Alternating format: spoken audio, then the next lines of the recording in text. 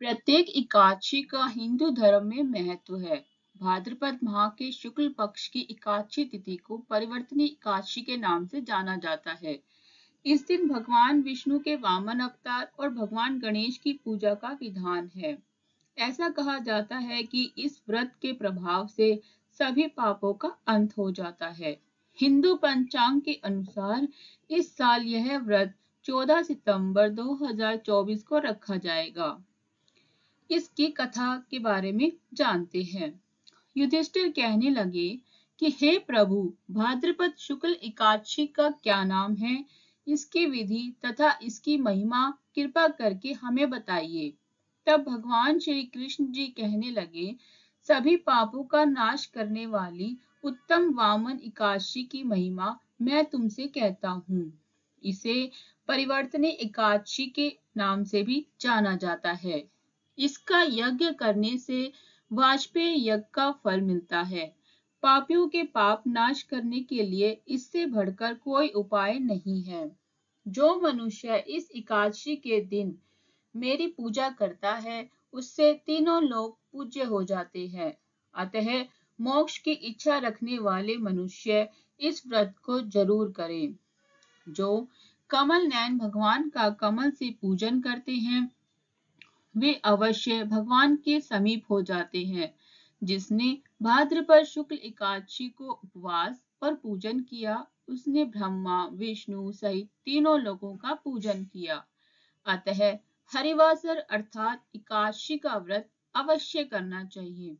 इस दिन भगवान श्री हरि करवट लेते हैं, इसलिए इसको परिवर्तनी एकादशी भी कहा जाता है। मुरलीधर के वचनों को सुनकर युधिष्ठिर बोले कि हे भगवान, मुझे अति संदेह हो रहा है कि आप किस प्रकार सोते और करवट लेते हैं तथा किस तरह राजा बलि को बांधा और वामन रूप रखकर क्या क्या लीलाएं की।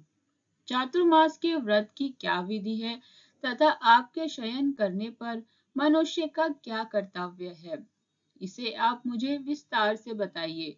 तब श्री कृष्ण ने कहा कि हे राजन, अब आप सब पापों को नष्ट करने वाली कथा का श्रवण करें। त्रेता युग में बलि नामक एक दैत्य था। वह मेरा परम भक्त था। विविध प्रकार के वेद सूक्तों से मेरा पूजन किया करता था और नित्य ही ब्राह्मणों का पूजन तथा यज्ञ के आयोजन करता था। लेकिन इंद्र के द्वेष के कारण उसने इंद्रलोक तथा सभी देवताओं को जीत लिया। इस कारण सभी देवता एकत्र होकर सोच विचार कर भगवान के पास गए। बृहस्पति सहित इंद्रादिक देवता प्रभु के निकट जाकर और नतमस्तक होकर वेद मंत्रों द्वारा भगवान का पूजन और स्तुति करने लगे।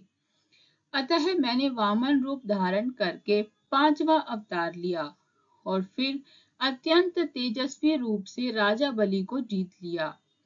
इतनी वार्ता सुनकर राजा युधिष्ठिर बोले कि हे जनार्दन, आपने वामन रूप धारण करके उस महाबली दैत्य को किस प्रकार जीता।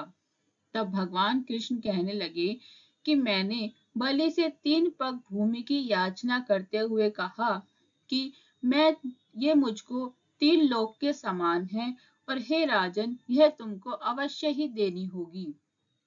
राजा बलि ने इसे तुच्छ याचना समझकर 3 पग भूमि का संकल्प मुझको दे दिया और मैंने अपने त्रिविक्रम रूप को बढ़ाकर यहाँ तक कि भूलोक में पद, भूवरलोक में जंगा, स्वर्गलोक में कमर, महलोक में पेट, जनलोक में हृदय, यमलोक में कंठ की स्थापना कर सत्यलोक में मुख, उसके ऊपर मस्तक स्थापित किया। सूर्य, चंद्रमा आदि सब ग्रह गण, योग, नक्षत्र, इंद्रादिक देवता और शेष आदि सब नाग गणों ने विविध प्रकार से वेद सूक्तों से प्रार्थना की। तब मैंने राजा बलि का हाथ पकड़कर कहा कि हे राजन, एक पद से पृथ्वी, दूसरे से स्वर्गलोक पूर्ण हो गए, अब तीसरा पग कहाँ रखूं। तब बलि ने अपना सिर झुका लिया और मैंने अपना पैर उसके मस्तक पर रख दिया, जिससे मेरा वह भक्त पाताल को चला गया। फिर उसकी विनती और नम्रता को देखकर मैंने कहा, हे बलि, मैं सदैव तुम्हारे निकट ही रहूंगा।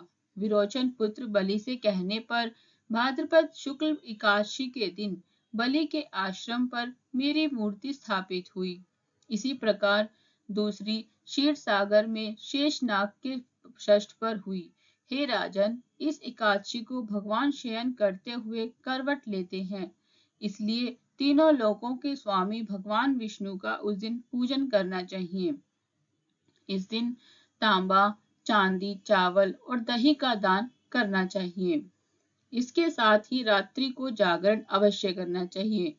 जो विधि पूर्वक इस एकादशी का व्रत करते हैं, वे सब पापों से मुक्त होकर स्वर्ग में जाकर चंद्रमा के समान प्रकाशित होते हैं और यश पाते हैं। जो साधक इस कथा को पढ़ते या सुनते हैं, उनको 1000 अश्वमेध यज्ञ का फल प्राप्त होता है और श्री हरि की कृपा सदैव के लिए प्राप्त होती है।